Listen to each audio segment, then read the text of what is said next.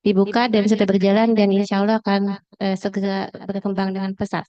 Karena biasanya kalau rumah sakit pendidikan dia akan berkembang dengan pesat.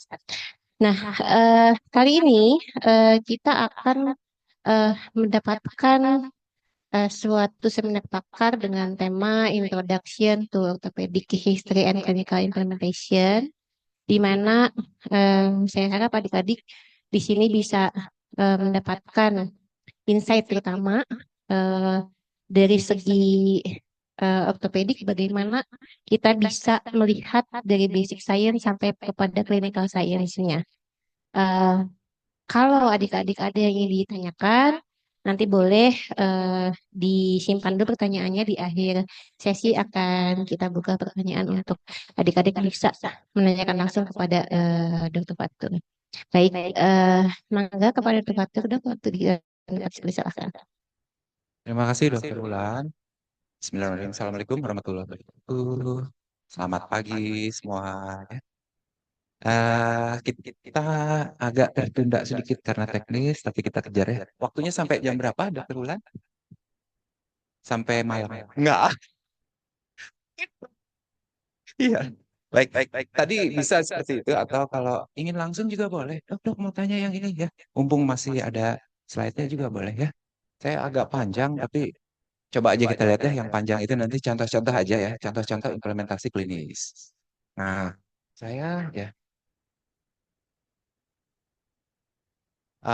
seneng aspek history gitu ya. Mungkin bisa 5 jam historinya aja nah.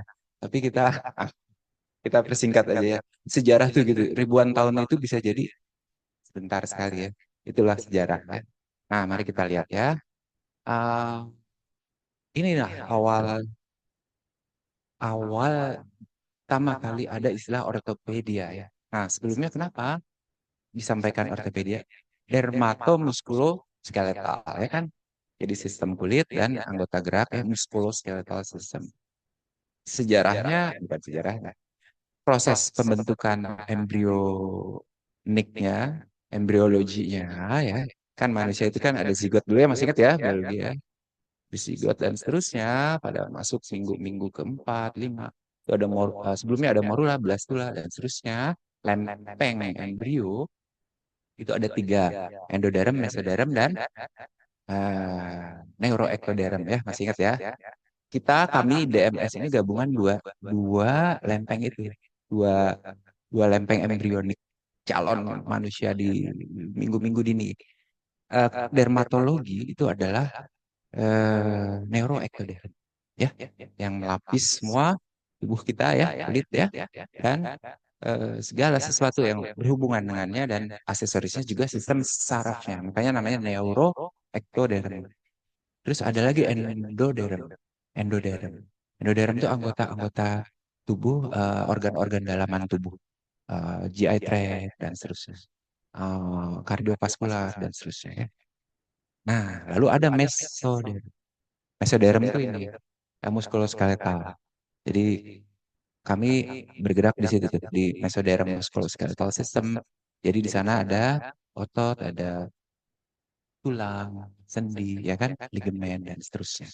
Kalau bicara setelah membentuk lebih lanjut jadi jaringan, itu jaringan di tubuh sebenarnya hanya ada empat ya, epitel, jaringan epitel, ikat, otot, dan saraf. Hanya empat jaringan yang bergabung menjadi organ. Bergabung-gabung jadi organ dan bergabung menjadi sistem organ. Nah, ya nanti nanti bisa dipelajari ya. Kira-kira gitu tuh. Manusia dari satu sel, dari dua sel. Boleh interaktif. Zigot itu dari dua sel ya. Namun dua sel itu haploid ya. Setengah-setengah, jadi bukan full sel. Setengah ya. Setengah dari ayah, setengah dari ibu. Kalau bicara kromosom, nanti yang kromosom akhirnya gabungan XY jadi laki-laki, XX jadi perempuan ya. Gitu ya. Sisanya sama semua, gabungan dari setengah ayah, setengah ibu, 23 jadi that's why 46 XY, 46 XX. Gitu ya. Terus minggu ke 10, minggu ke 10, oh no no no, minggu keempat, sorry, mundur lagi ke minggu keempat. lempeng tadi di bagian agak lebih depan ada pembentukan upper limb butt calon anggota gerak atas. Seminggu kemudian lower limb butt calon anggota gerak bawah. Lalu disempurnakan pembentukannya sampai minggu 10 dan 12. Baru udah terbentuk calon manusia ya yang lebih lengkap gitu ya. Nah, kembali ke situ agak panjang. Kita pisah, kita tarik ya. Nah, kami adalah dari mesoderm musculoskeletal system. The structures that makes us move. Oke, tadi tadi dari sebelum di sebelum di kuliah ini dari mana kegiatan terakhir?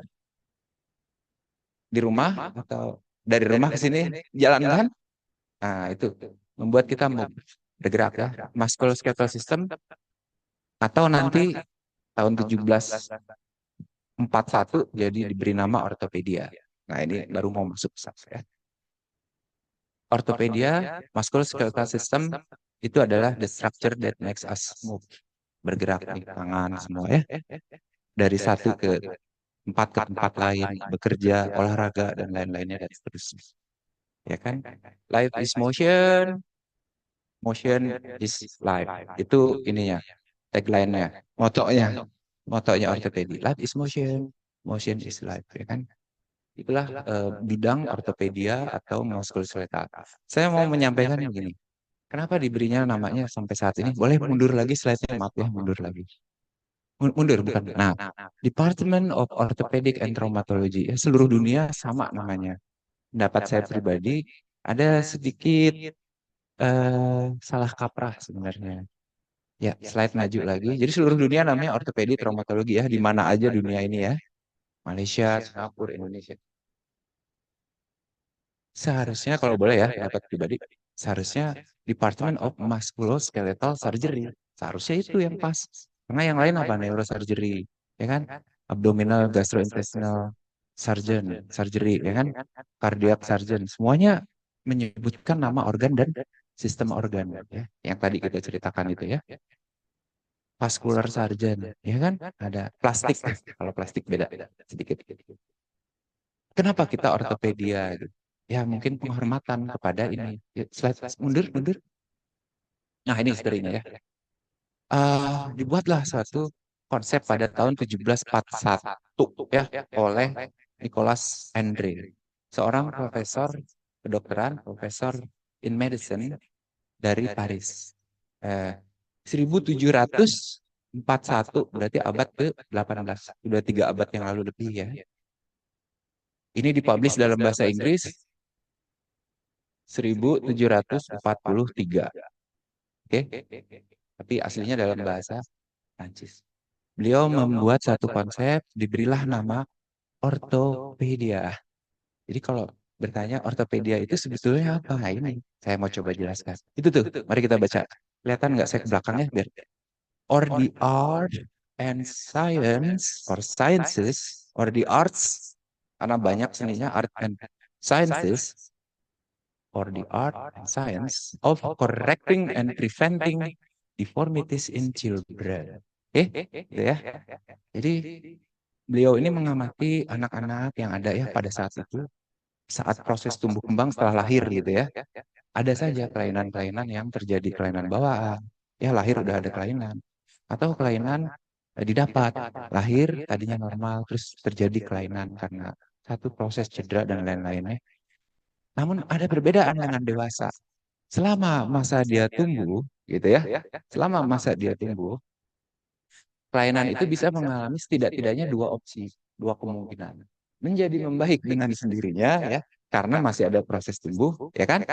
Atau malah bertambah berat, karena proses tumbuhnya menyebabkan kelainan itu menjadi bertambah progres, gitu ya, deformnya bertambah severe, kira-kira begitu. Nah, ini kan fenomena yang menarik ya, anak tumbuh. Jadi sebenarnya dua kata ini kalau diurai, Profesor Nicholas Andre mengambil dari bahasa Yunani, ortos dan pedos. Boleh di browsing kalau ini nanti ya. Ortos artinya straight, lurus, straight ya, lurus, lurus gitu ya, bagus. Pedos itu anak, pedos itu anak. Digabung jadi ortopedia. Jadi anak itu lurus gitu ya, sebagai satu frase gitu ya. Lurus dengan makna yang banyak gitu ya. Ya ini kita semua mahasiswa adik-adik di sini ya, dari kecil, dari infant, toddler, terus preschool, school age. Nah itulah bidang ortopedia itu di situ, masuk kelompok umur itu. Kemudian school age sampai akhirnya adolescent. Sekarang masuk adolescent, and then adult, and then nanti selanjutnya geriatrik dan seterusnya. Kan normal semua ya kan? Ya ya, more or less lah. Tapi kan ada anak-anak yang lahir dengan kelainan bawaan dan seterusnya. Nah, konsep ini dibuat untuk kondisi itu. Coba bayangkan, ortospedos, anak yang mengalami kelainan, bagaimana melaksanakan upaya koreksinya. Tapi sampai hari ini dipakai sebagai nama, Dr. Wulan dipakai sebagai nama departemen kami, ortopedia, and traumatology. Gitu. Sangat nyambung kalau menurut saya mah gitu. Ya kan? Kalau orang Sunda bilangnya gitu ya. Iya, harusnya we are musculoskeletal surgeon. We are mesoderm scientist gitu kan. Jadi kita belajar mesoderm. Ada yang menarik nggak dari fisiologi, anatomi mesoderm? Ada. Yaitu susunan tulang kita, jaringan tulang kita. Itu kan tadi epitel, ikat, otot, dan saraf ya. Tulang itu jaringan ikat sebetulnya yang mengalami mineralisasi. Mineralisasi sehingga jadi keras ya. Mineralnya apa? Kalsium fosfat, kalsium hidroksiapatit, kalsium fosfat, ya kan? Ada spidol nggak? Kalau ada mau nulis. Oke, nggak apa-apa. Ca10PO4 OH2. Itunya Ca10PO46 OH2. Rumus kimianya. Kalsium hidroksiapatit, kalsium fosfat ya.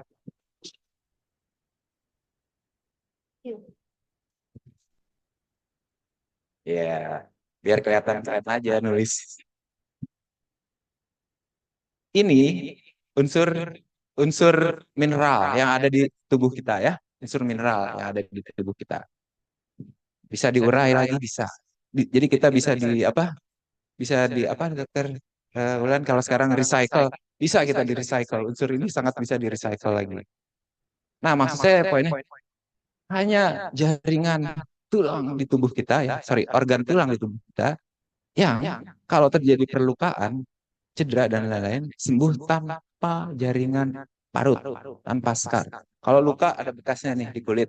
Ya, dermatologi nanti berikutnya dokter Eva akan menyampaikan kuliah kulitnya. Ada skar. Jadi kulitnya rusak sembuh diganti sama jaringan ikat. Oke? Bekas luka skar ya. Jantung juga begitu. Usus begitu. Otot begitu. Saraf saraf tumbuh lagi regenerasi. Ya kan? Saraf hampir sama ya, tumbuh lagi regenerasi. Tulang tanpa skar. Tulang patah sembuh, tulang lagi. Ini istimewa tulang ya. Kalau boleh bicara atau menyampaikan keistimewaan jaringan. Saya kira hal-hal ini memang pasnya disampaikan di kegiatan seperti ini ya. Kita ada apa namanya? Memberikan inspirasi, memberikan apa tadi? Apa namanya? Ya, insight ya, supaya menarik gitu. Kayak jadi uh, pas nggak namanya ortopedia? Enggak, tapi berarti dari abad ke-18 sampai hari ini namanya ortopedia gitu. Ya sudah nggak apa-apa lah. Jadi kalau ditanya ortopedik, jadi nanti ada dalam perkembangan ada yang namanya pediatrik ortopedi, ortopedi yang menangani anak-anak. Itu kan lucu.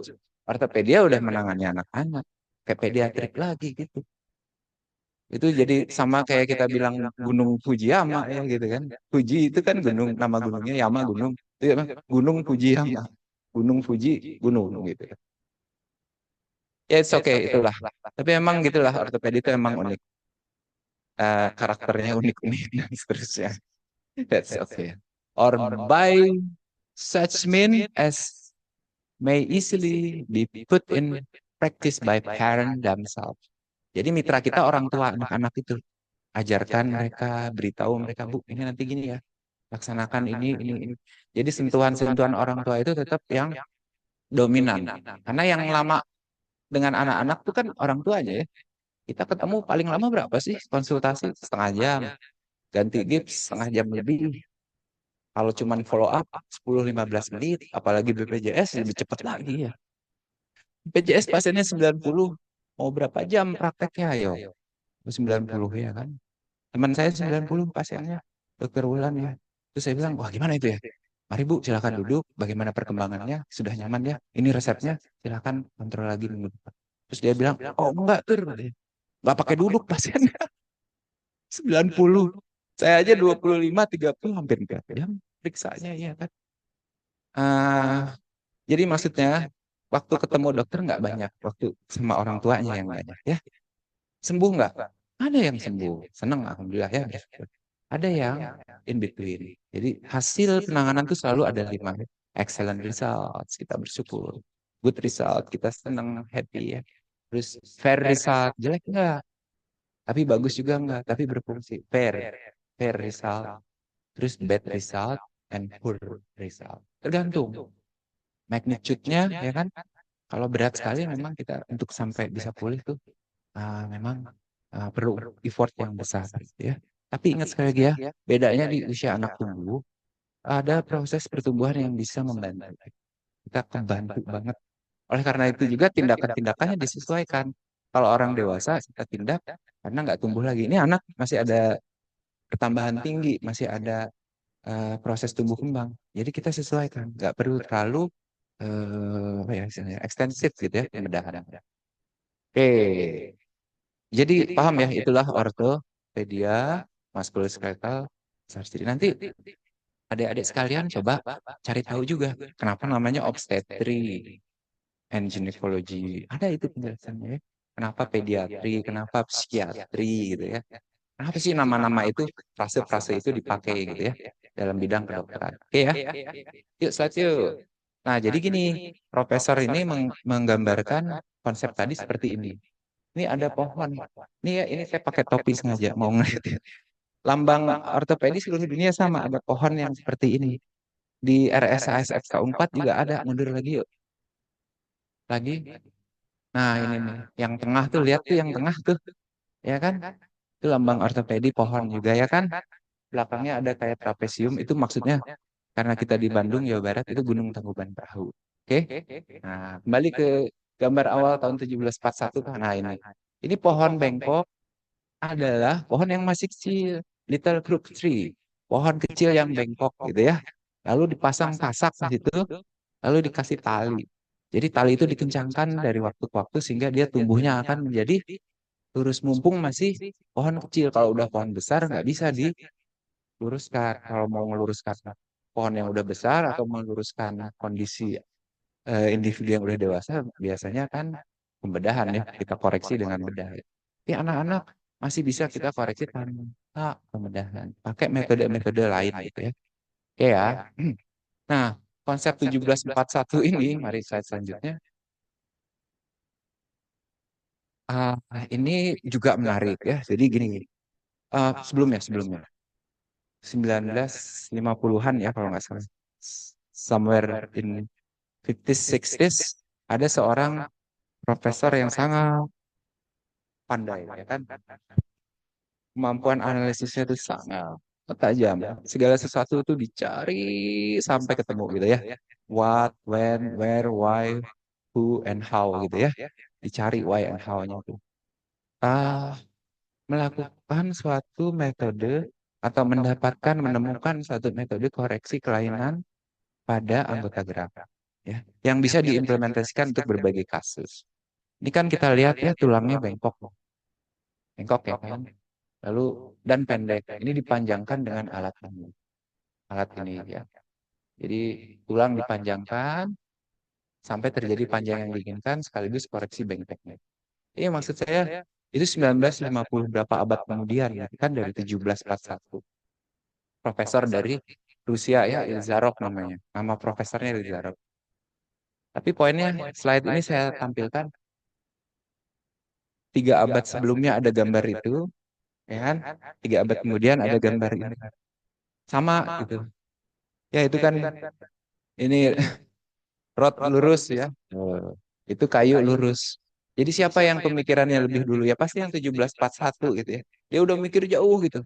Hanya terbatas aja teknologi saat itu belum ada, ya kan? Tapi pikirannya sampai hari ini masih relevan gitu. 3 abad masih relevan. Nah, profesor ini 1950 sekarang 70 tahunan masih relevan juga gitu. Jadi ada orang-orang di dunia ini ya dianugerahi ya kemampuan berpikir yang mendalam dan bisa terus diimplementasikan sampai hari ini. Ya, jadi kira-kira kedokteran itu begitu. Saya mau menekankan history ini penting ya. Dulu ditemukan, difikirkan, ya, lalu diimplementasikan, kan clinical implementation dari waktu ke waktu. Dan kalau memang sesuai dengan hukum alam, itu akan terus apa namanya berlaku gitu ya. Law of nature. Kalau prinsip, nanti ada prinsip penanganan ya. Itu bisa berubah-ubah dari dekade ke dekade gitu. Tapi kalau sesuai hukum alam, itu bisa terus. Yang membedakan apa? Yang membedakan hanya teknologinya aja. Ini 1950 begini ya, masih kita pakai juga dengan berbagai alasan ya, murah dan seterusnya terjangkau. Sekarang yang udah canggihnya ada, alatnya udah ada yang canggih ya, pakai teknologi yang canggih, disimpan di dalam. Ini kan kalau mau manjangin bisa kita panjangin di luar. Kalau di dalam gimana cara manjanginnya? Dia di dalam tulang. Pakai teknologi, pakai Bluetooth. Setiap hari memanjang sendiri. Pakai teknologi. Jadi yang bedanya hanya teknologi ya. Tapi prinsipnya akan sama. Nah ini ya, from history to clinical implementation, orthopedic secara umum sampai di sini. Kita break dulu. Barangkali ada yang ingin bertanya, ingin mengungkapkan satu pemikiran, silakan. Kembali kepada moderator.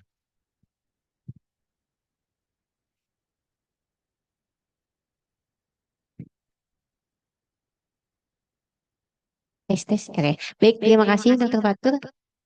Betul ya, kalau kita bicara history, berapa ribu tahun, berapa ratus tahun itu 5 menit history. Jadi dia sedang bercerita. Ya, em, menarik.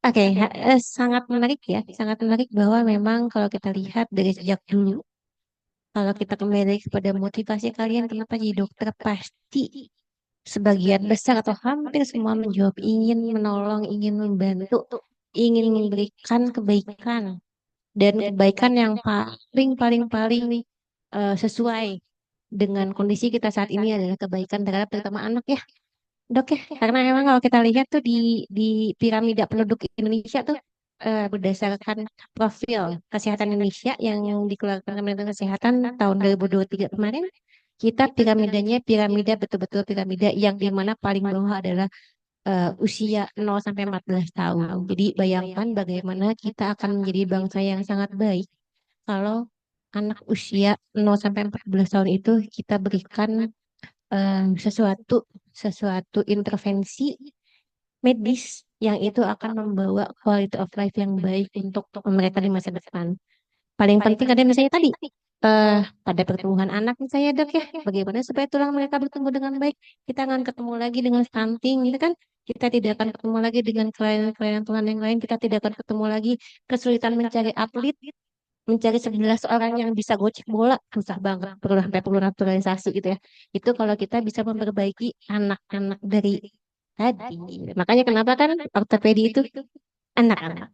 Yuk silakan ada yang mau bertanya mungkin? Atau ada yang bercita-cita ingin jadi dokter ortopedi gitu kan?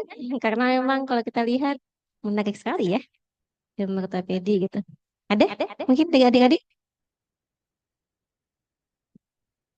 Gak ada yang nggak menarik ya bidang kedokteran itu mulai dari basic science sampai clinical termasuk manajemen termasuk apa ya governing ya kan semua menarik jadi mahasiswa setelah lulus bisa memilih banyak sekali bidang ya kedokteran itu sebetulnya ya termasuk governing itu apa sih kepala dinas apa ya kan Public health. Minister of Health dan seterusnya Betul. WHO yang sifatnya apa namanya hmm, Bijakan, community bijakan, ya community ya. kebijakan. Jadi kan ada promotion, prevention, kuratif, rehabilitatif. Jadi banyak ya, pasti semua menarik. Nah, kalau ortopedi menariknya apa? Ya kita anggota gerak, kita lakukan upaya, bisa berfungsi lagi. Fungsinya apa tadi? Life is motion, motion is life, ya kan? The structures that makes us move. Terus apa lagi? Eh, anak-anak. Nah, ini ortopedi, anak-anak lebih-lebih lagi gitu. Tantangannya artsnya banyak ya. periksa anak nggak kayak periksa orang dewasa. Silakan Bu duduk, tanya terus silakan berdiri jalan, silakan baring. Anak baru masuk aja udah ngejerit-jerit ya kan. Seninya banyak, amat sangat banyak ya. Approach dulu dan seterusnya, ya kan. Sambil kita lihat teknik pemeriksaannya tidak tidak konvensional, beda anak ke anak beda. Seorang profesor lagi, ini tadi profesor siapa? Nicholas Andre ya, dari Paris Prancis. Ada lagi profesor juga, ah, nama besar juga ya, masih hidup, orang Prancis juga, Alain, Alain, Alain di Meglio, di Meglio. Bilang waktu itu kami ketemu ya, bilang profesi ortopedi anak, karena itu pertemuan ortopedi anak, juga profesi yang menangani anak-anak. Kalian tuh seperti aristokrat gitu. Kok bisa begitu? Karena kita mengelola anak-anak yang kelak akan menjadi pemimpin, kelak akan menjadi penentu arah kehidupan di dunia ini katanya. Wow, itu menurut saya dalam sekali ini ya, apa? Insight-nya beliau ya, Profesor Alan. Kalian tuh seperti aristokrat. Wah, aristokrat apa gitu? Aristokrat kan bangsawan gitu ya. Karena kita melalui mengelola anak, kalau anak ini suatu hari menjadi pemimpin, suatu hari berarti kita terlibat. Nah, itu kan filosofi dan lain-lain yang membuat upaya kita, pekerjaan kita ya, bidang kita, ya, mahasiswa dan lain-lain bisa jadi lebih semangat, bisa jadi lebih percaya diri ya, dan seterusnya dan seterusnya. Itu penting, jadi penting. Selalu ada aspek-aspek ini. Nah, ini hanya bisa disampaikan di forum ini. Enggak juga. Nanti kalau bimbingan kita bisa diskusi seperti ini lebih banyak. Silakan, Dokter Wulan sudah memberikan ini. Siapa? Boleh, boleh. Dok, saya pengen tahu ini, dok, saya pengen tahu. Boleh, boleh. Kalau ada pengalaman atau apa, silakan. Atau ada yang pernah mungkin?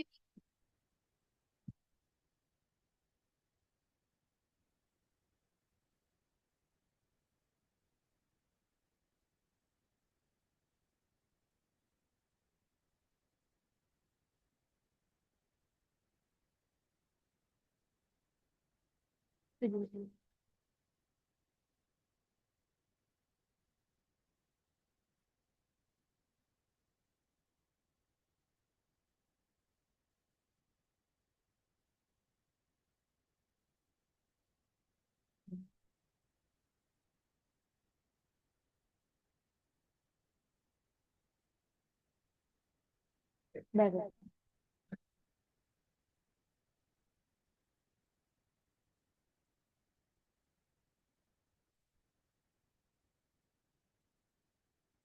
Ini kita ada di ruang kelas ya, ada barriernya. Terus ada di kampus fakultas, ada barriernya. Ada di universitas, ada barriernya. Salahnya nggak akan bocor kok, nggak. Di sini aja salahnya.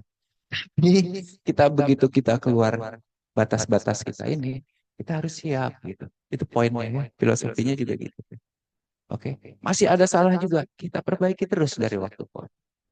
Tapi tempatnya salah dan bisa diperbaiki dan untuk dikembangkan, kalau boleh, kalau dibolehkan di mana, di sini. Ini tempatnya. Kan. Jadi jangan takut. Kalau takut itu berarti ada yang kurang gitu ya. Hilangkan itu ya, nanti ya. Oke lah kalau gitu Dokter Ulan kita lanjut dulu aja ya. Untuk Silakan. waktu, kalau enggak nanti saya jam 7 selesainya ini. 11.41. Oke, nah selanjutnya saya akan banyak slide-slide ya, gambar-gambar, contoh-contoh apa yang dikerjakan di bidang ortopedi dan ortopedi anak. Ortopedi seolah apa namanya, teridentikan dengan patah tulang. Patah tulang itu satu bagian aja gitu ya, karena cedera dan accident dan seterusnya. Masih banyak. Nah ini salah satunya ortopedi anak. Nah, ada contoh kasus, implementasi yang bisa disaksikan bersama ya. Ayo Pak, kita yuk ngebut aja ini mah. Nah, ini contoh ya. Di kiri itu dia bengkok seperti itu dan pendek. Pendek ya. Jadi ada problem di bawah lutut lebih pendek dan bengkok. Singkat kata dilakukan koreksi. Nah, ini hasil akhirnya. Itu awalnya ya. Jadi dia lebih percaya diri untuk memasuki masa remaja. Oke, tapi tujuannya bukan kosmetik, tujuannya fungsi tetap. Di kosmetiknya dapat juga. Oke, slide layanan seperti ini dikoreksi. Kalau kedokteran kita ada ilmu basic, ilmu klinik dan in between ya. pathophysiological sciences dan lain-lain, menguraikan pelayanan yang ada ya di bidang kedokteran, mau apapun bidangnya gitu ini. Ada congenital, acquired, combined, and others. Itu semua bisa diurai-urai lagi lebih jauh ya. Nanti ada yang senang jadi clinical scientist, ada basic scientist, ada senang molecular biology, ada boleh silakan gitu ya. Uh, dari kelainan gen, kelainan kromosom, makin parah kalau kelainan kromosom makin berat gitu ya. Terus multifaktor, termasuk lingkungan, termasuk zat berbahaya dan seterusnya ya. Terus acquired, tadinya sehat, kecelakaan, ada patah sedikit ya Kang ya di sini dan seterusnya. Infeksi, tadinya sehat karena ada apa namanya mikroorganisme bermultiplikasi terjadi infeksi gitu ya. Terus combine, kelainan gangguan dari faktor kongenital ada, acquired ada, neoplasia, metabolik. Terus kelainan neuromuskular, cerebral palsy ya. Waktu lahir mengalami hambatan, kekurangan oksigen, oksigen yang ke otaknya kurang sehingga otaknya mengalami kerusakan yang tidak bisa diperbaiki lagi gitu. Tapi juga tidak akan bertambah berat.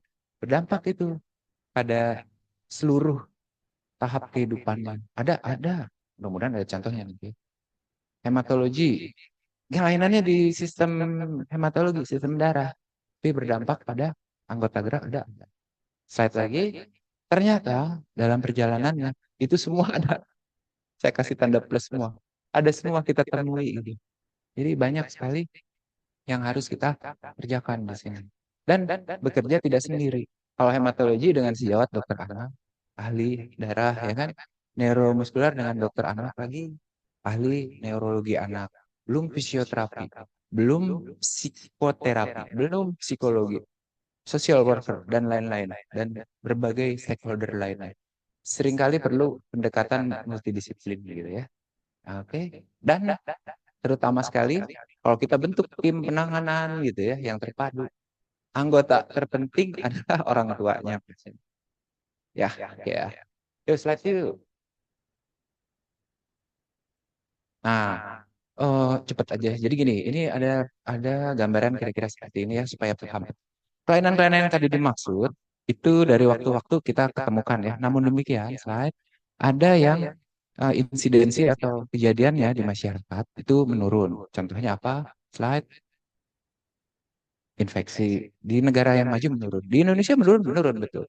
20 tahun lalu banyak. Sekarang udah berkurang banyak. Belum hilang, tapi masih ada tapi udah menurun. Ada yang tetap tidak berubah. Apa itu? Nah, ini ngebut aja ya. Ini nanti saya jelaskan ya. Kelainan pada kaki, CTEV, kelainan pada panggul di DS. Ini dari waktu ke waktu tetap aja, nggak naik, nggak turun ya.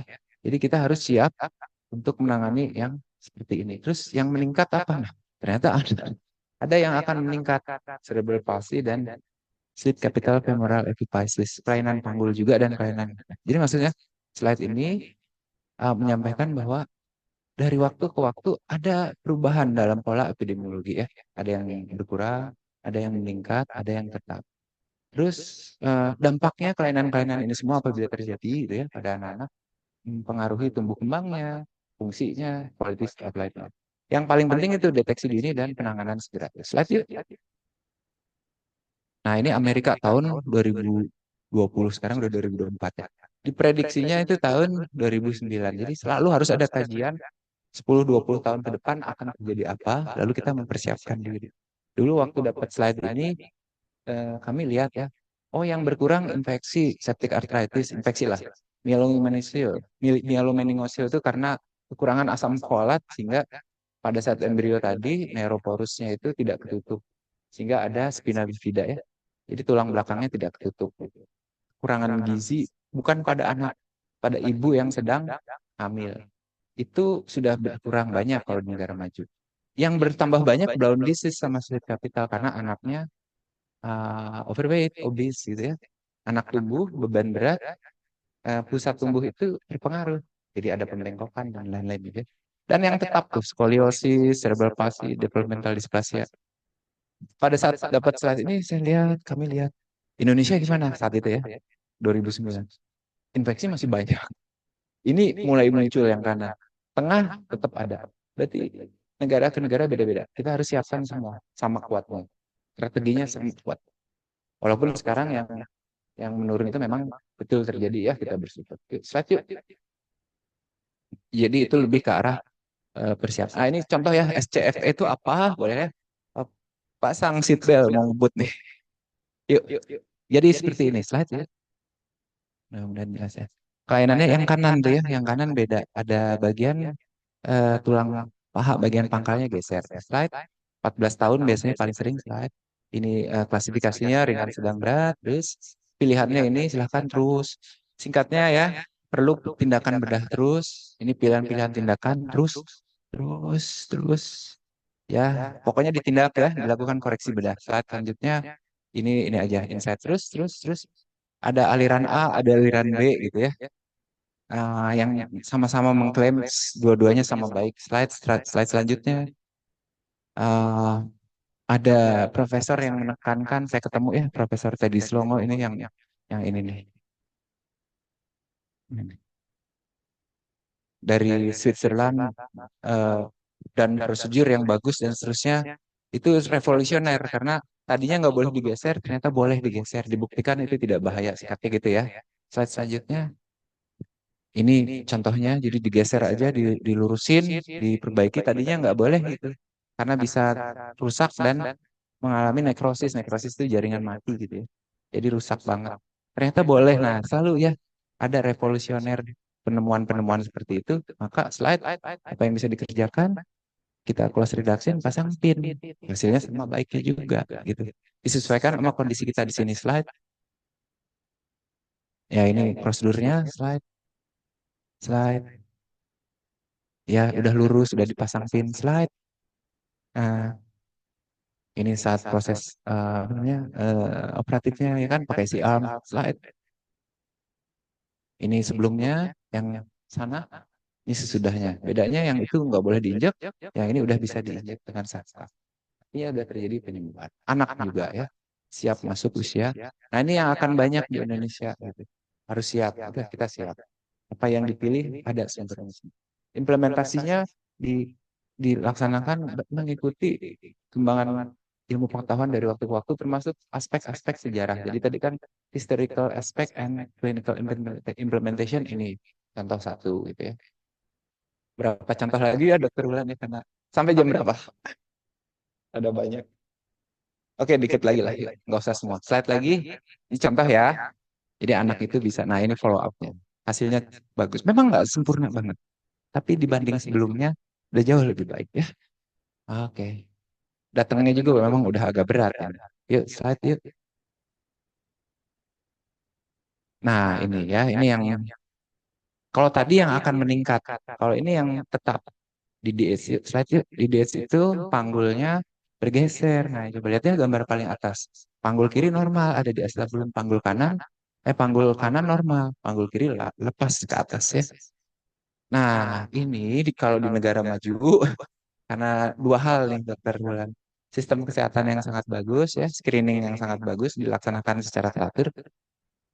Dan kalau di negara maju jumlah anak tuh dikit gitu. Piramidanya kebalik ya kan. Jadi anak-anak yang lahir pasti diperhatikan betul. Kalau di kita anak banyak sistem kesehatan. Jadi masih banyak yang loss of screening. India tapi on the other hand, India yang banyak penduduknya nggak terlalu maju juga sosial ekonominya mengambil keputusan semua bayi lahir harus di screening panggulnya. Jadi kalau ini ketemu di usia dini, yang tadi early detection and prompt treatment nggak perlu sampai operasi-operasi gini gitu. Jadi bisa menekan biaya. Nah itu kebijakan-kebijakan kesehatan ada juga ilmunya. Ada juga bidangnya kalau ada yang tertarik di sini ya. Jadi di Eropa udah nggak ada lagi operasi-operasi gini karena semua udah beres di usia sebelum dia jalan. Karena anak tuh ada tahap sebelum jalan dan saat jalan dan sesudah jalan. Oke, ini close reduction, concentric reduction, pakai pinning, inilah tata cara penata laksanaan. Ini udah masuk lagi ya. Yuk, slide yuk. Itu yang kanan ya, di luar, udah masuk. Bisa dimasukin gitu ya. Slide. Ini follow up-nya. Jadi yang tadinya kecil jadi normal, kiri kanan hampir sama ya. Kalau gini ini banyak buat spesialis. Ada kalau seperti ini miringnya beda, kita harus koreksi lebih. Jadi gini, bertambahnya nah yang tadi konsepnya Nicholas Andre ya.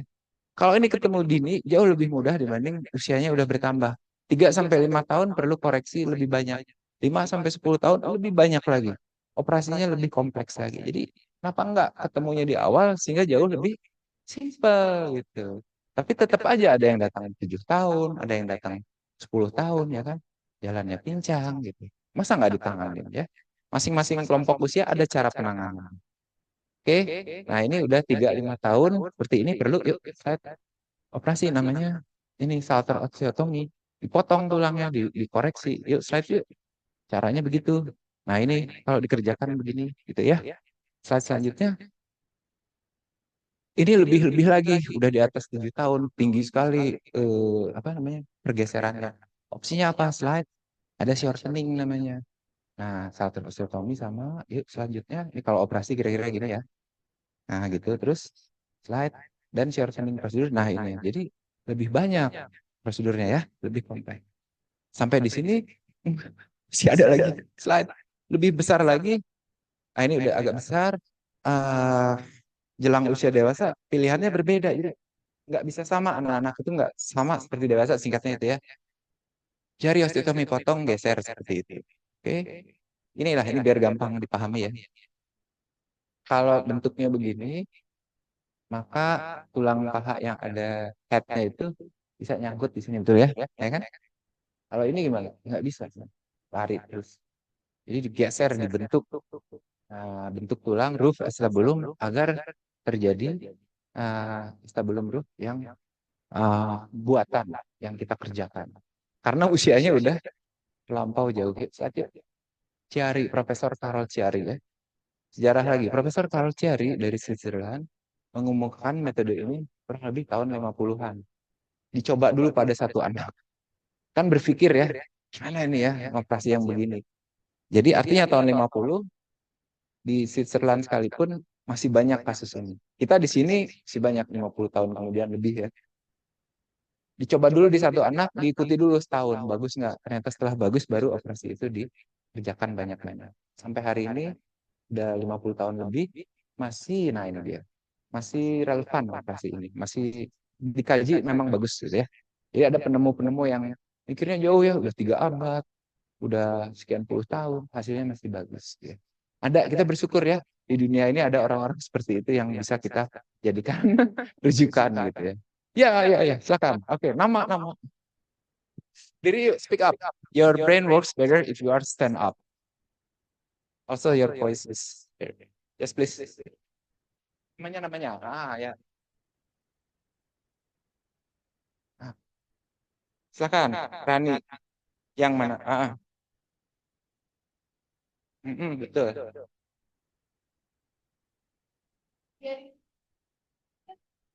Oke.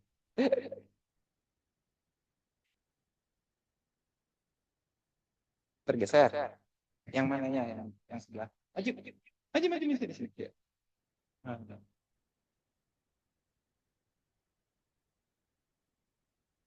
Tunjuk aja. Saya nggak ada poin. Yang mana? Oh, itu ya. Iya, tergeser. Iya, betul, betul. Ada, apalagi kalau perempuan ya, untuk persalinan, untuk gerak, untuk di dalam situ ada kandung kemih, ada iliopsoas, ada usus, dan lain. Itu maksudnya ya? Itu aja. Ah, mau jawaban singkat apa lengkap? Singkat aja ya, karena makanya itulah tadi kembali Profesor Ciari itu sebelum memutuskan ini dipikirkan banyak-banyak. Dicoba dulu di model, disimulasi dulu, baru dicoba di pasien. Itu tahun 50, ethical clearance dan lain-lainnya nggak kayak sekarang, ketat banget kalau sekarang ya. Walaupun sekarang teknologi sangat membantu. Ada AI kalau sekarang ya. Kalau mau bikin begini bisa dicoba pakai 3D printing. Bisa sekarang ya. Dulu nggak ada 3D printing. Dulu pasti cari tulang dari manusia yang udah meninggal, kadaver dan seterusnya ya. Jadi Rani ya, dilakukan research dulu mendalam ya sama beliau. Pasti begitu. Semua yang dikerjakan, khususnya di bidang ortopedi aja ya, pasang plating, screw, wire, dan lain-lain, itu semua udah ada dasar-dasarnya. Wire kenapa bentuknya begitu? Maaf, sebentar. Slide selanjutnya, biar lebih jelas ya, mudah-mudahan cocok ya jawabannya ya. Screw ini juga udah di research ini, diameternya ya. Terus threadnya tuh ini nih, alurnya. Supaya bisa apa, berhasil melakukan fiksasi pada tulang dan tidak berdampak pada tubuh ada. Terus ada buku tebalnya segini satu. Kalau sekarang nggak buku tebal lagi, sekarang kan e-book ya. Tapi dulu itu satu volume segini tebal. Biomaterial and Implant Fixation. Kita di ortopedi juga beririsan bidangnya berkonsultasi dengan ahli metalurgi ISTM. ASTM kalau mau eh, di browsing boleh American Study gitu ya kalau saya lupa. Technology and Mineral. Boleh nggak stainless steel alloy ditanam di tubuh kita, terus berkembang terus ya menjadi obat chromium, molybdenum alloy, aluminium, titanium apa dan seterusnya, ceramic, semua boleh masuk ke tubuh kita. Udah diteliti semua. Nah, jadi gini, ini pertanyaan yang sangat dasar. Jadi pertanyaannya kalau boleh dibuat begini. Pembedahan, bedah apapun termasuk apendik ya, itu semua menimbulkan cedera, menimbulkan injury dan berdampak. Manipulatif, apalagi ortopedi manipulatif sekali. Bengkok dilurusin dan seterusnya dan seterusnya. Pendek dipanjangin manipulatif. Tapi semua dikerjakan dengan tata cara prosedur yang terkontrol. Ya, usus buntu kita sayat ya kan, nggak sembarangan sayat tapi ya, di tempat yang terkontrol. Nyerinya dikendalikan ya, sayatannya di. Sebenarnya aduh yang paling menarik memang belajar ini apa sejarah bedahnya, tapi karena waktu ya. Nanti saya kasih sedikit. Jadi ini ya, ini semua dikerjakan sudah ada preliminary-nya, sudah ada studinya dan seterusnya, dan ada follow up-nya. Kalau dinilai baik follow up-nya, maka ini akan terus bisa diimplementasikan. 1950 sekarang 2024 udah 74 tahun ya, hasilnya baik, report-reportnya baik. Jadi yang baik-baik seperti ini akan terus dipertahankan. Walaupun akhirnya bertubi-tubi nih, operasi gini banyak, ada yang nemuin lagi, ada yang nemuin lagi. Hasilnya kurang lebih sama baik. Cukup menjawab ya? Ya betul betul memang pasti begitu. Sama-sama saya juga senang ya ada feedback yang positif. Yuk slide yuk. Kayaknya sampai sini aja dulu. Nah ini yang paling kompleks begini. Jadi ini pas banget ya untuk menjelasin ortopedia konsep bahwa ini udah adolescent sudah hampir dewasa. Jauh banget di atas ya kan dan mulai nyeri. Nah ini catatan sepanjang usia 3, 5, 7, 10, 12, 13 itu pincang tapi nggak nyeri. Sampai akhirnya masuk 15 baru deh mulai nyerinya. Ya. Jadi kenapa tidak dioperasi? Macam-macam lah. Informasi ya kan, sarana, fasilitas dan seterusnya. Indonesia ini masih banyak yang harus kita benahi ya. Nah, kalau udah usia gini gimana? Operasinya yuk slide. Nah, inilah yang full package. Operasi paling lengkap. Ini namanya Chiari varus osteotomy ya. Uh, kompleks lah. Atas bawah semua digabungin dikerjain. Slide. Ada konsepnya semua yang dipikirkan sebelumnya. Kira-kira begini kalau lihat dari lapangan operasi slide selanjutnya. Nah ini hasilnya ya, yang kiri sebelum operasi, yang kanan sudah operasi. Ada jari di atas, ada parus derotational osteotomy yang bawah fiksasi-fiksasi. Kompleks jadinya ya kan. Padahal kalau bayi di bawah 3 bulan cukup dipasang double diapers, bayangin. Dipasang pampers atau diapers, pampers merek. Ada mami poko, ada double. Jadi posisinya abduction itu udah cukup, bayangin jauh banget bedanya. Tapi kan supaya tahu ada atau nggak ada harus dipastikan ya, namanya screening. Itu ya. Yuk, slide yuk. Nah ini perkembangannya dari waktu ke waktu. Slide yuk. Nah, ini itu sebenarnya video ya, ya udah deh. Slide aja. Video dia jalan udah bagus gitu ya. Bisa jalan tanpa pincang lagi. Terakhir juga follow up bagus. Oke. Ini sama aja ya. Ini gini. Ini kadang-kadang ada bonus-bonus. Ini kan udah jauh di atas usianya, di atas 5 tahun. Udah bersiap mau melakukan operasi yang berat, ternyata slide. cukup ditarik sama dipini. Alhamdulillah kan ada juga yang begitu. Nggak selalu. Jadi asesmen sebelum operasi harus lengkap. Kayak pilot lah ya. Kalau ini kita sekolah pilot nih ya. Jadi Dokter Wulan hari ini kita sekolah pilot. Dokter Wulan direktur sekolah pilot. Ini semua calon pilot. Kita mau terbang dari Bandung ini ke mana? Mau kemana? Mau kemana? Ke Bali boleh. Bali harus lewat ini nanti approach-nya harus begini begini begini dan seterusnya ya. Jarak tempuh ini ketinggian kecepatan dan lain-lain ya. Terus perkiraan nanti kalau di tengah jalan ada cuaca gini berarti belok dikit ini dan seterusnya mantap banget. Ternyata pas terbang kaget sendiri. Cuaca cerah banget jadi semua yang kita siapkan nggak diperlukan ya. Terbang aja lurus gitu ya. Nah kira-kira gitu. Kita udah siap. Ternyata pas ini kan masuk 30 menit selesai operasinya. Pasang pini. Yang tadinya mungkin sampai 2 jam, 3 jam. Bisa terjadi, bisa terjadi. Itulah makanya kedokteran itu dibilangnya nggak selalu sains. Ada artsnya juga. Iya. Kalau udah gitu masa dikerjain lama-lama ya enggak lah.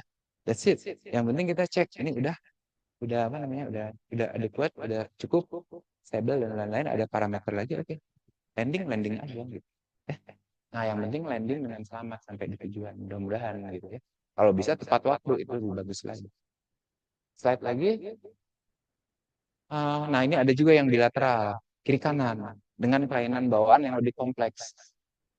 Ada kelainan bawaan yang lebih kompleks. Jadi sindromik biasanya. Ada gangguan pada anggota atau sistem organ lainnya. Itu faktor-faktor sindrom namanya. Jadi antara 4 sampai 12 minggu ada satu uh, faktor yang mengganggu obat, sakit, dan seterusnya. Jadi yang kena bukan hanya anggota gerak, vertebra, anorektal, tracheoesophagus, renals, and limbs. Jadi itu sindromik. Kita lihat kalau ini foto ronsennya ada skoliosis kalau ke atas ya, terus syaratnya juga ada kelemahan. Terus kalau lihat baik-baik ini kalau yang udah biasa lihat ronsen, coba mundur biar senang, mundur ya, biar senang sama ilmu kedokteran radiologi. Sekabur-kaburnya ronsen ya, yang di atas ini, kita bisa lihat foramina sakrum. Jadi ada tulang sakrum, tulang ekor ya. Ada foramina itu pasti kelihatan. Pasti ada walaupun ada gambar udara, ada feses di situ ya. Tapi coba yang selanjutnya. Clear nggak ada.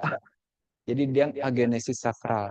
Sakrumnya tidak terbentuk. Ada yang begitu ada. Jadi kelainannya cukup kompleks. Disertai bilateral dysplastic hip seperti itu. Operasinya slide ya. Kerjakan satu. Ini pilihannya slide ya.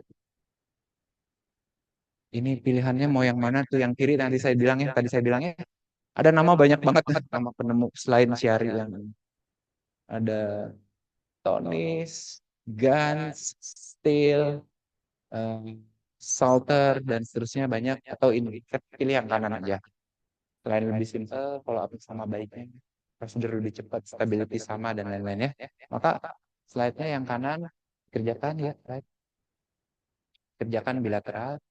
Ini prosedurnya, cara motongnya begitu, pakai jigsaw, digergaji gitu ya. Terus slide yuk. Nah ini saat digergaji biar kelihatan ada cipratan dikit. Slide. Ini hasilnya slide. Nah itu ya. Kalau jadi bedah itu mata elang katanya. Matanya harus tajam. Bentar, mundur. Mundur lagi. Mundur lagi. Nah kan kalau mata biasa lihatnya gitu. Tapi bentar. Slide selanjutnya. Ya, mata biasa lihatnya gitu kan. Tapi mata ahli bedah lihatnya gini. Coba. Klik lagi. Maju. Nah, itu. Ada garis biru itu dalam pikirannya si ahli bedah ya. Ahli bedah itu ladies hand, eagle eye, sama Lionheart. Itu tiga, ya harus. Ya, 3 kriteria ahli bedah in general. The criterion for surgeon in general. Mau ahli bedah ujung kepala sampai ujung kaki. Tadi yang pertama ladies hand. Tangannya harus seperti tangan seorang wanita yang rampil, ya, apik gitu ya. Tangan ladies kan nggak mungkin main gambar lah ya. Eagle eyes, nah kayak gitu ya. Jadi bukan ketajaman visus, bukan. Boleh pakai kacamata, boleh. Tapi maksudnya secara kalau ada sekarang AI gitu, AI bisa ngambil yang begini, ini kira-kira begitu ya. Mata kita tuh gitu. Dan Lionheart tuh harus tabah, harus kuat. Aduh, kenapa gini hasilnya? Kalau dokter bilang begitu, pasien udah lemes duluan pasti. Atau pilot, pilot nah nih pilot di satu penerbangan, uh, para penumpang beberapa waktu ke depan akan ada slight turbulence. Jadi harap kembali duduk dan pasang sabuk pengaman sampai dinyatakan baik. Tenang banget ngomongnya. Ternyata apa yang terjadi? Beberapa menit kemudian nggak ada tuh turbulence-nya.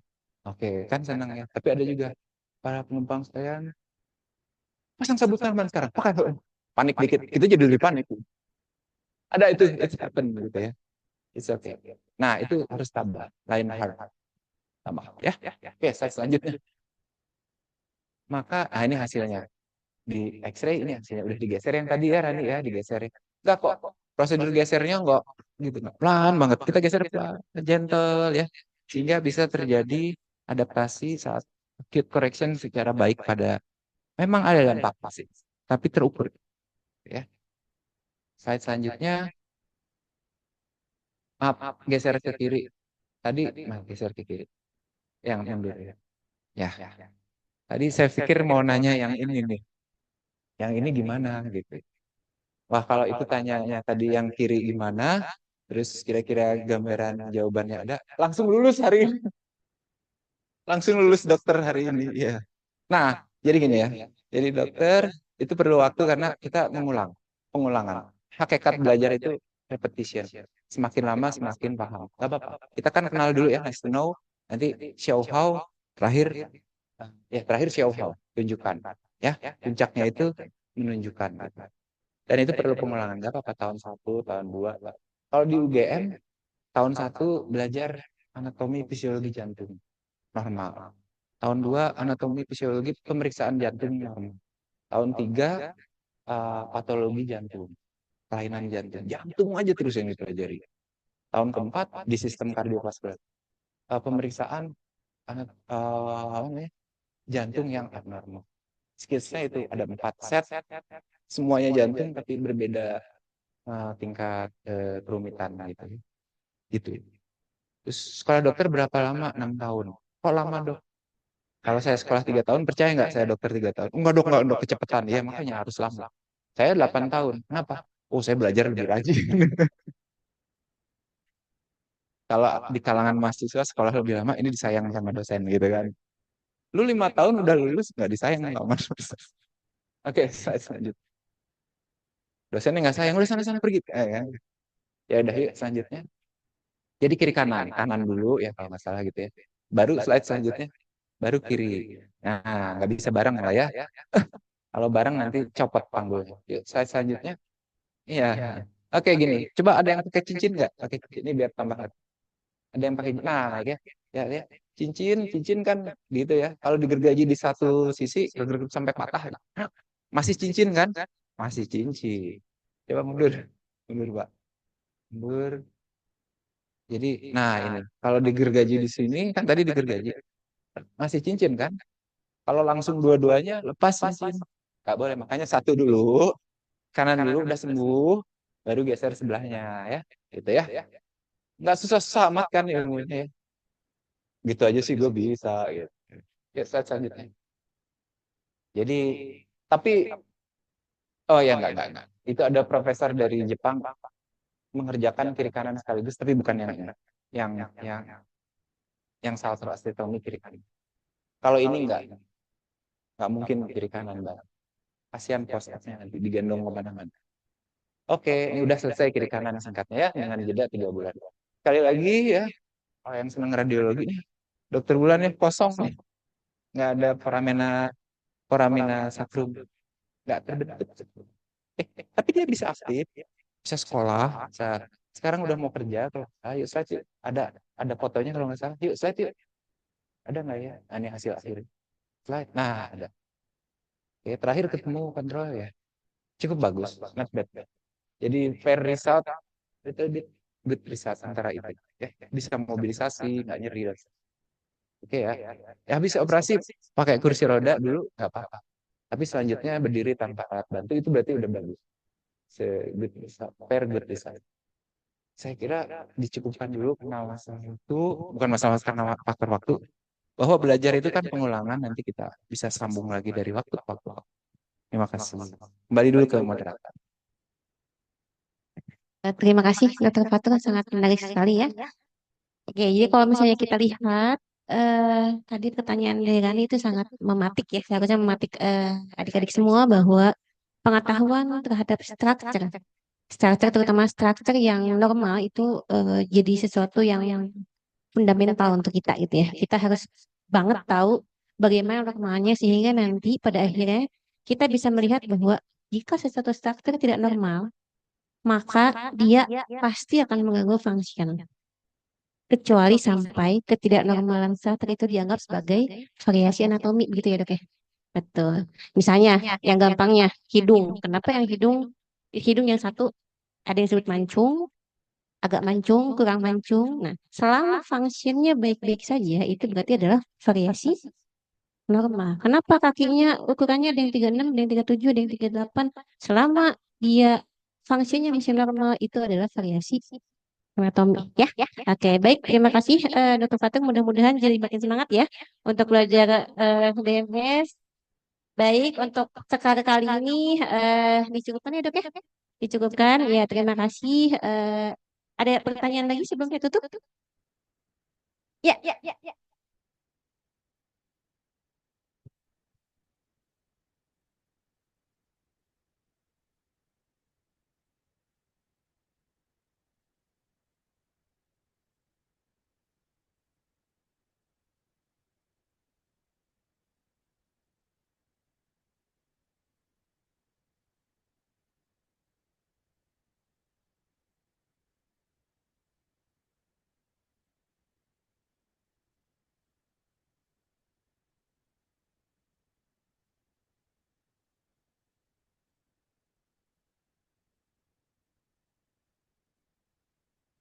Chiropractic di Indonesia agak baru mulai dan sedikit banyak rame dan seterusnya.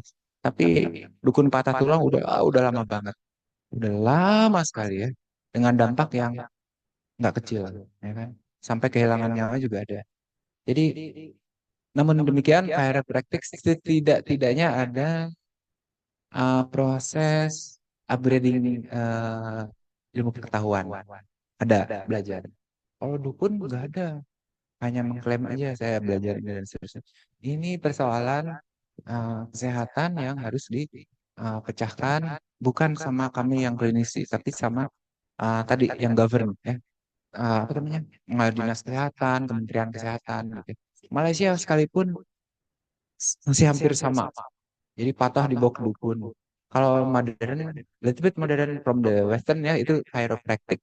Selama pendapat pribadi ya, selama chiropractic dijalankan sesuai dengan apa ya kaedah-kaedahnya ya kan prinsipnya aman sih sebetulnya aman. Sama seperti kedokteran juga. Iya. Ada klasifikasi ringan sedang berat kita sesuaikan semua. Jadi untuk menjawab, gak perlu khawatir, tapi yang penting regulasi diatur. Kami dokter harus ada ICP, ada STR, terus ada upgrade ilmu. Rumah sakit harus ada akreditasi, diperpanjang dari waktu ke waktu. Untuk cuma satu, memastikan apa yang dikerjakan di layanan kesehatan itu, rumah sakit, klinik, dan lain-lain ya, itu aman untuk pasien. Jadi chiropractic kalau ada itu, ada lembaga yang menilai dan aman, jangan khawatir. Tusuk jarum juga begitu. Dukun bagaimana ini ya kan? Nah ini masih harus kita benahi dari waktu ke waktu. Nah itu PR bagi kami dan mungkin kalau masih ada berarti PR untuk generasi berikut. Berarti yang salah kami gitu ya. Mewariskan hal yang seharusnya bisa kita bereskan. Tapi itulah kadang-kadang bukan kadang. Kalau udah bersentuhan sama sos- sosiokultural sulit, nggak mudah. Tapi harusnya kita optimis. University of Pajajaran ini kan ada banyak ilmu social sciences gitu kan yang bisa membantu kita. Beda sama tetangga kita di sebelah namanya ITB. ITB maju modern teknologi dan so on ya. Tapi tidak ada social science, tidak ada law science. Yang punya law science ini social science di sini gitu. Jadi seharusnya kita bisa sinergi lebih baik lagi untuk memecahkan itu. Nanti cari tahu ya, Universitas Pajajaran 1997 didirikan September itu dengan pola ilmiah umum, uh, bina mulia hukum dan lingkungan. Jadi itu yang kita pegang sampai hari ini. Kita perhatikan dulu lingkungan yang ada di sekitar kita ya, Cikeru dan seterusnya ya. Tunjukkan kita bagian dari sivitas akademi yang peduli sama lingkungan karena empat peduli sebenarnya dan hukum. Jadi pemecahannya seperti itu yang perlu lebih banyak kajian dan intervensi. Jadi tapi sebenarnya nggak perlu khawatir sepanjang regulasi dipatuhi. Ya, oke ya. Tuh, terima kasih ya pertanyaannya memang sangat menarik ya dok ya. Jadi nanti kalian belajar di sini di Fakultas Kedokteran Unpad itu kalian akan menemukan bahwa ternyata yang mesti kita punya tidak hanya kemampuan dalam basic science atau knowledge saja, tapi juga ada soft skill, di mana kita bisa melihat bahwa ya manusia itu dimensinya banyak. Nah, ada sebetulnya cabang ilmu yang mempelajari ini namanya bioetik. Jadi di bioetik itu kalian akan belajar tentang tradisional, alternatif, dan complementary medicine. Jadi kita nanti sebagai dokter akan ketemu tuh sama traditional medicine, akan ketemu sama alternatif medicine, akan ketemu juga dengan complementary medicine. Mana yang itu bisa kita terapkan karena memang tadi sesuai dengan kaidah itu nanti kita belajar dari evidence base. Ya, jadi kita belajar dari buktinya. Kalau misalnya dibilang hanya seseorang yang keturunan tertentu yang bisa menjadi ahli patah tulang, ahli dukun tulang yang keren yang bagus, tidak. Semua orang dari lahir pun bisa jadi dukun tulang. Kenapa? Karena tulang akan memperbaiki dirinya sendiri. Jadi tidak datang ke dukun pun dia akan nyambung. Cuma masalahnya nyambungnya akan sesuai dengan fisiologis dan secara struktur anatomis atau tidak. Itu yang kita lakukan. Kalau misalnya dibilang datang ya yuk, yang pecah tulang pasti bisa nyambung. Enggak datang juga pasti nyambung gitu ya, karena dia bisa meregenerasi dirinya sendiri. Tapi masalahnya lurus atau tidak, ya kan? Sesuai dengan tempatnya atau tidak. Nah, itu. Dan ada sisanya atau tidak. Karena sisa-sisa tulang itu bisa jadi penyakit di kemudian hari. Itu yang kita lakukan ya. Jadi itu harus kalian tahu bahwa kalau kita kembali lagi kepada ilmu dasar kedokteran, baik kedokteran yang sifatnya memang betul-betul saintis dan tadi sosial, kita akan bisa menjawab semuanya dengan baik dan bijaksana ya. Jadi harapan saya adalah kamu belajar dengan semangat di sini, serap ilmu sebanyak-banyaknya sehingga nanti kamu akan menjadi dokter yang baik, yang berkompeten dan berbudi luhur tentu saja. Ya, terima kasih. Mudah-mudahan tidak kapok ya, tidak ngantuk dan tetap bersemangat. Ngantuk boleh sih, ya. Itu fisiologis ya. Hanya memang semangatnya harus terus terus ditingkatkan ya. Baik, akhirnya kita ucapkan sama-sama alhamdulillah amin. Saya tutup kuliah kakak kali ini dengan sama-sama baca alhamdulillah. Alhamdulillah amin. Ya, assalamualaikum warahmatullahi wabarakatuh.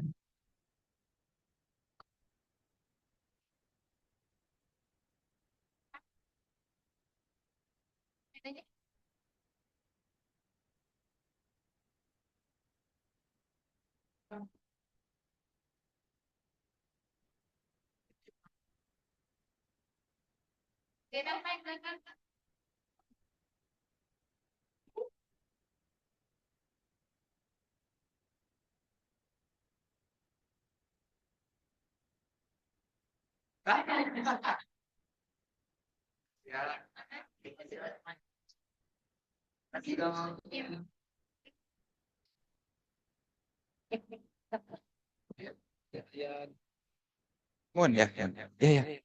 Yang kelompok 4 ada Faza ya, Faza. Di sini ya sebentar ya mendekat. Faza.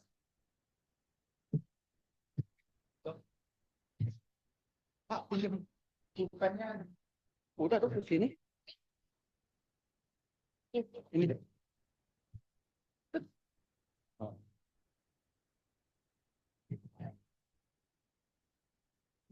Udah tuh satu aja nih ya. Kok satu aja nih? Satu ya. Iya satu aja. Yang kemarin tuh. Nah, ini kan itu. Iya. Tuh tadi. Udah beres ya. Lihat. Wah.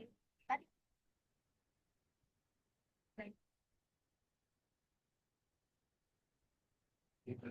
Nah, itu. Jadi, wah. Jadi, Nah, soal itu.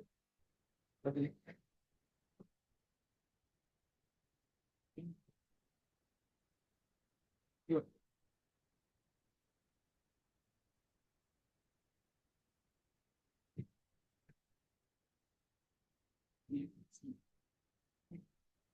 Dan enggak. Ada.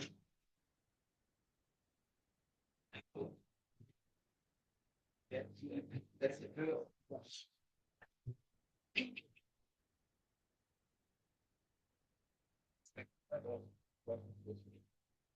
Itu ya.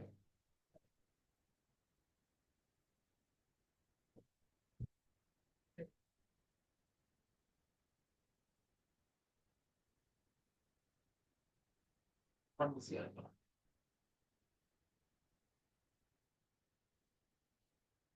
Apa lagi? Semangat. Lagi bikin lagi. Itu dari yang pertama. Ya, jangan.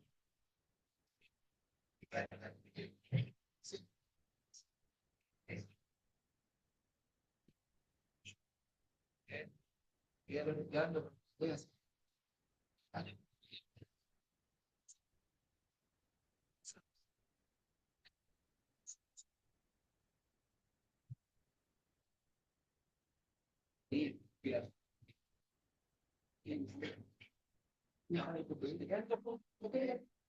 Yuk. This is what. Ya. Ya.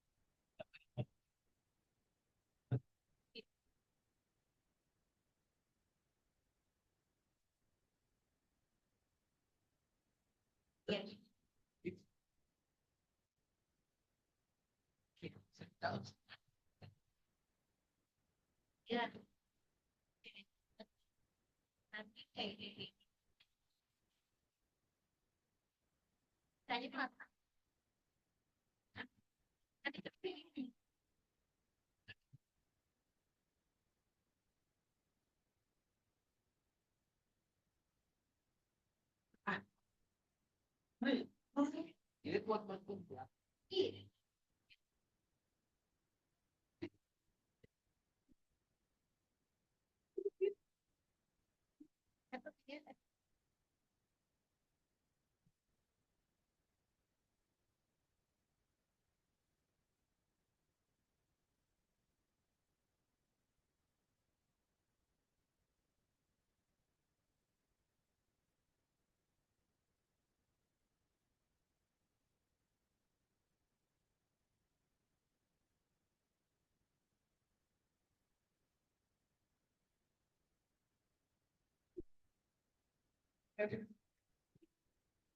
Ini dulu. Sini. Kita foto yuk. Biar bisa dilaporkan. Saya. Foto yang lagi dilapor.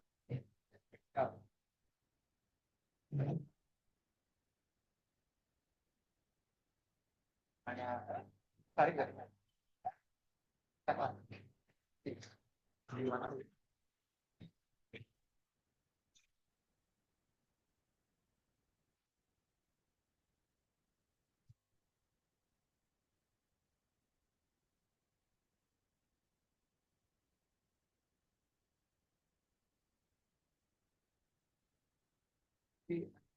Apa biasa?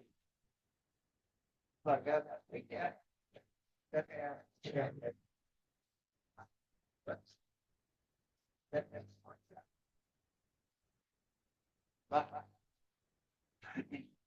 Progres, Mas.